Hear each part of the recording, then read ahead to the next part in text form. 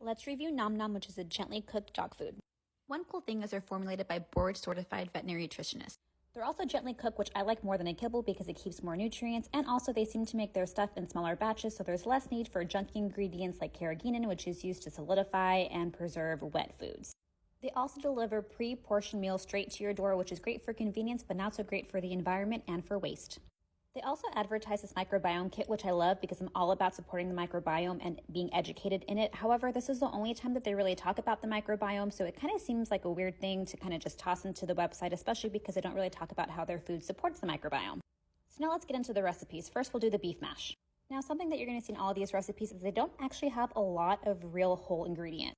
There's literally 4 ingredients in here that are actual food: ground beef, potatoes, eggs, carrots, peas. Sorry, 5. I hate the use of natural flavor because it can literally be anything. Fish oil I typically don't love, but that's usually more for kibble purposes because it'll go rancid a lot faster when it's exposed to air. I don't love sunflower oil because it tends to promote inflammation. And then we got such a long list of synthetic vitamins and minerals, which I do not love. If we're gently cooked, there should not be any need to put back nutrients because you should not have burned it off through the extrusion process, like kibble. Because this is a wet food, we need to convert it to a dry matter basis in order to effectively compare it to a kibble. When we do our calculations, our guaranteed analysis looks a little bit more like this. For a gently cooked product, I think this is a pretty low protein content, and I think that's a pretty high carb content. Next, the chicken cuisine. Again, we only see 4 actual food ingredients.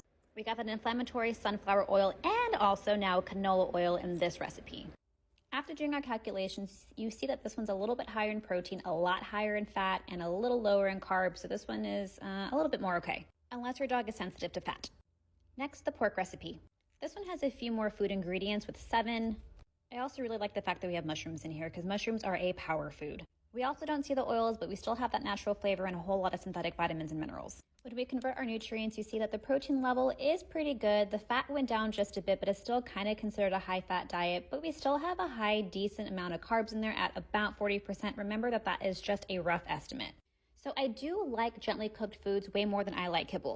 However, I don't love the low amount of actual food ingredients that we have in these recipes. If we had more food, more whole food ingredients in here, we probably wouldn't need as many synthetic vitamins and minerals to meet standards. I also don't know the price point of this food because I don't just give you the pricing on their website. I read that the meals start at about $1.57, but that the monthly range is anywhere from $100 to $650 a month, so there's a lot of range in there. You have to fill out a whole application process to get your recipe and how much your dog's supposed to eat before they even talk about pricing with you. So unfortunately, I can't toss price into my consideration of my grade, but I give this guy a C.